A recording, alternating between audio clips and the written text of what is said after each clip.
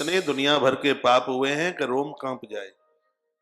गलतियां हुई हैं, लेकिन अब उनका प्रायश्चित कैसे हो। सूत शौनक ऋषियों के बीच में यह संवाद, मनु और सूर्य नारायण के बीच में संवाद चलाए।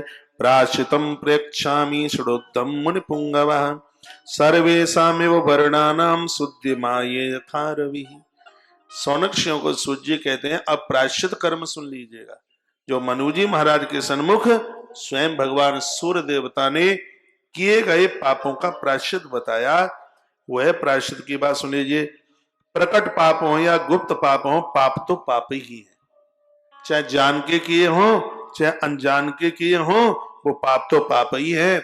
लिखा है यहां पर, क्या है, प्रकटम प्रकटे नैव रहस्येन तथैतरात्। व्यक्ति कुछ पापों को उजागर नहीं करता, उसको लगता है कि ये तो किसी को पता ही नहीं है, ये तो मुझे पता है और किसी को पता नहीं है। भगवान भास्कर कहते हैं कि हम 14 लोगों की दृष्टि उसके अच्छे शुभ और अशुभ कर्म के ऊपर रहती है। मनु को भगवान बोले का धरती देखती है, जल देखता है, आकाश देखे, 10 दिशाएं देखें, चंद्रमा देखे, मैं स्वयं उन्हें देखता हूं। उनकी इस कुबुद्धि के लिए हम लोगों को लाज लगती है। हम लोग अचंभित होते हैं जब वह पापकृत कर्म करता है। तो प्रकट या अप्रकट, गुप्त या सामने प्रकट, जो भी पाप हैं, उन पापों को नष्ट करने के लिए प्रायश्चित हमारे वेदों में कहा। जो वेद तथा धर्म शास्त्र में पारग, काम क्रोध लोभ मोह हिंसा से रहित, शांत स्वभाव तथा जितेंद्रिय, ऐसे 21 अथवा 7 अथवा 5 अथवा 3 व्यक्ति जो कहें वही धर्म है। तुम अपने मन मुताबिक, तुम्हारे 7 लोग तुम्हारे किए गए काम की बड़ाई करें, 21 लोग बड़ाई करें, 3 लोग बड़ाई, अच्छा करोगे तो समाज आपकी बड़ाई करेगा। भगवान कहते हैं, सूर्य नारायण वेद का यह मत है, ब्रह्म हत्याकारी महापापी है। ब्राह्मण को मारना वह भी ब्रह्म हत्या है, ब्राह्मण के धन को चुराना वो भी ब्रह्म हत्या है। ये भगवान सूर्य नारायण बोले। भगवान सूर्य नारायण कहते हैं कि आपने किसी क्षत्रिय को भी मार दिया, और क्षत्रिय भजनानंदी है, क्षत्रिय साधु है, या क्षत्रिय ने गुरु दीक्षा ली है, तो इस ग्रंथ में लिखा है, हमने पहली बार पढ़ा, भगवान सूर्य कहते हैं ऐसे क्षत्रिय को मारना भी किसी ब्रह्म हत्या से कम नहीं है। किसी वैश्य को मारा, वह वैश्य गुरुजनों से जुड़ा है, गुरुदेव के द्वारा मिले हुए मंत्र का जप करता है, देवी देवताओं से जुड़ा है, उसने अपने हाथों से शिवालय, देवालय और गौ सदनों का निर्माण कराया है। ऐसे वैश्य को मारने पर भी उसका अपराध है, वो ब्रह्म हत्या का ही पाप लगता है। कनिष्ठ वर्ण का व्यक्ति भजनानंदी है, सेवाधारी है, धर्म कर्म से जुड़ा है, गुरुजनों से जुड़ा है, कनिष्ठ वर्ण के व्यक्ति को, हरिजन को भी मारने पर पाप ब्रह्म हत्या का ही लगता है। ऐसा श्री मनुजी महाराज को भगवान सूर्य नारायण बोले। यहां तक बात आई समझ में? आगे चलूं? जयकारा लगाइए, बोलिए बांके बिहारी लाल की जय। तो कहा कि ब्रह्म हत्या महापाप है। गुरु पत्नी गामी, गुरु की पत्नी के साथ में कुकर्म करना, सोने की चोरी करना, शराब पीना और इन महापापियों का साथ देना, वह भी, उसकी भी संज्ञा महापापियों में है। बहुत ध्यान से सुनेंगे। गुरु पत्नीगामी, स्वर्ण की चोरी करने वाला, शराब पीने वाला, पशुओं को मारने वाला, ये 5 महापापी हैं। जो इनका समर्थन करता है उसकी भी भैया गिनती इसी में चल करके आती है। अब सुन लीजिएगा इन पापों से बचने का उपाय।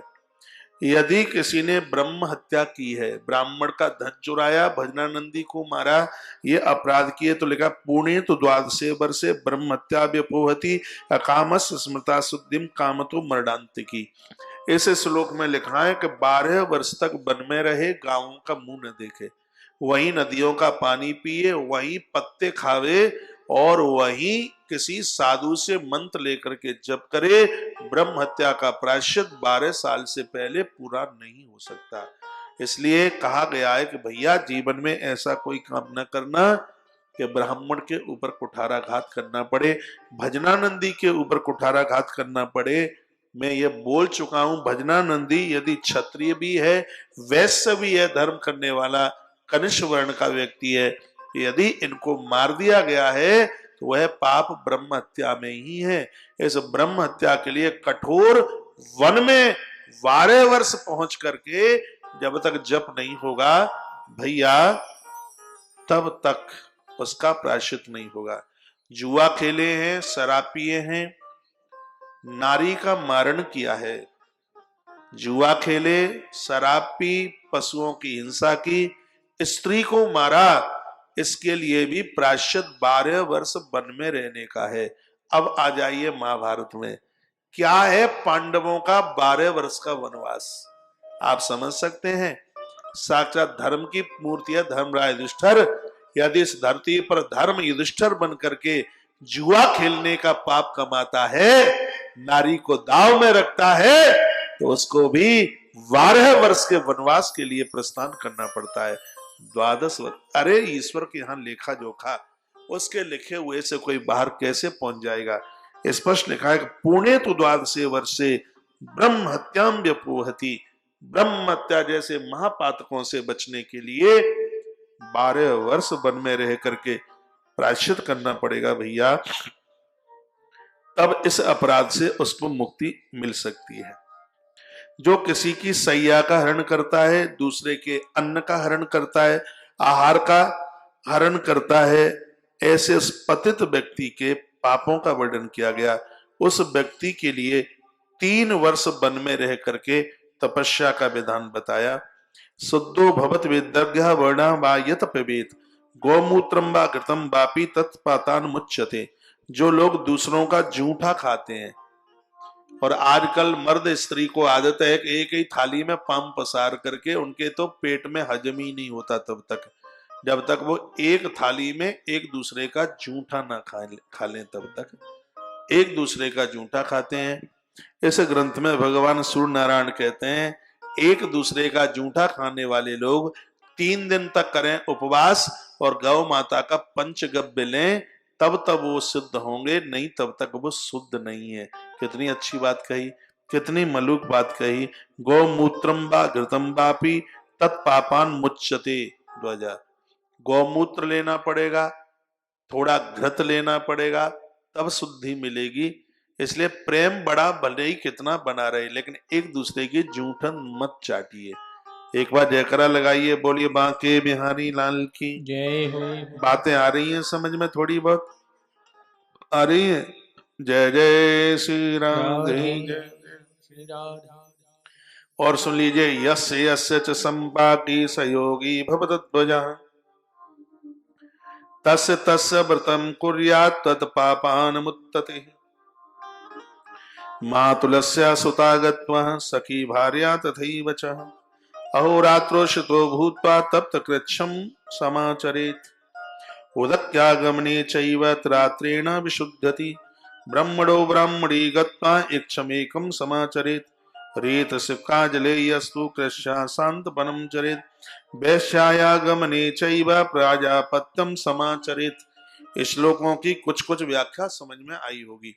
ऋतुमती धर्म में नारी जब रसोई में जाने की अधिकारिणी नहीं है, उसके हाथ का जिसने भोजन खाया है या जिसने बना करके खिलाया है, जब तक ये दोनों के दोनों खाने वाले और बनाने वाले दोनों 5 दिन 5 रात्रि तक उपवास न करें, तब तक ये दोनों में से एक भी शुद्ध नहीं हो सकता। बुरा लगे तो सूर्य भगवान को कहना कि तुमने ऐसा क्यों लिखा। वाणी उनकी है, दास बस आपके सामने उस बात को परोस रहा है। वो महीने के कुछ ऐसे दिन हैं जहां नारी पूजा पाठ में नहीं जा सकती, मठ मंदिर नहीं जा सकती, रसोई में भी नहीं जा सकती। सूर्य पुराण जैसे अद्भुत ग्रंथ में कहा कि इस मर्यादा को यदि तोड़ा है, उसके हाथ का जो भोजन करते हैं वो भी इतने अपवित्र हैं, और जो नारी बनाकर खिला रही है वो भी इतनी अपवित्र है। 5 दिन रात्रि तक जमीन में सो करके जब तक ये दोनों व्रत नहीं करेंगे, उपवास नहीं करेंगे, तब तक इनको शुद्धि नहीं मिल सकती। जब तक ये 5 दिन का व्रत नहीं करेंगे, इनके हाथ से सूर्य नारायण को अर्घ नहीं लगेगा, मंदिर में चढ़ाया गया फूल पुण्य तो मिलेगा नहीं, पाप और लग जाएगा। इसलिए अब समझ लेना कि कितनी घृणित बात है। ये दास वह बात जरूर सुनाएगा जिसमें आप हिल जाएंगे, गलतियों का एहसास करेंगे और ये कहने से मैं चूकूंगा नहीं, जो कि आज इस पढ़े लिखे समाज में धज्जियां उड़ाई जा रही हैं उन महापुरुषों के द्वारा बनाई गई मर्यादाओं की। लौट कर वहीं आना पड़ेगा जहां से आप चले हैं। इसके बिना गुजारा नहीं है, इसके बिना गति नहीं है। पाप भी बताया और उसका प्रायश्चित भी संग संग बताया जा रहा है। कोई स्त्री सन्यासिनी है, गुरुपत्नी है, वैधव्य है, जिसका पति नहीं है, उम्र में ज्यादा है, वृद्ध है, कन्या है, अविवाहित है, ऐसी नारी के साथ यदि किसी ने कुकर्म किया, जब तक वो चांद्रायण व्रत नहीं करेगा तब तक वह शुद्ध नहीं हो सकता। ये भगवान सूर्य नारायण के शब्द हैं। एक बार इस बात को मैं फिर रिपीट कर रहा हूं, कोई साधु नारी है, कोई सन्यासिनी है, गुरु पत्नी है, वैधव्य यानी जिसका पति नहीं है, ऐसी स्त्री, कोई वृद्ध स्त्री है, उम्र में ज्यादा बड़ी है, कन्या है, अविवाहित बेटी है, इनके साथ में कुकर्म करने वाले लोग, सूर्य भगवान कहते हैं कि मैंने अपने पुत्र यमराज को यह अनुमति दी है इतनी ठुकाई पिटाई करना कि इनको अपने 10 जन्मों की याद आ जाए। ये भगवान सूर्यदेव कहते हैं।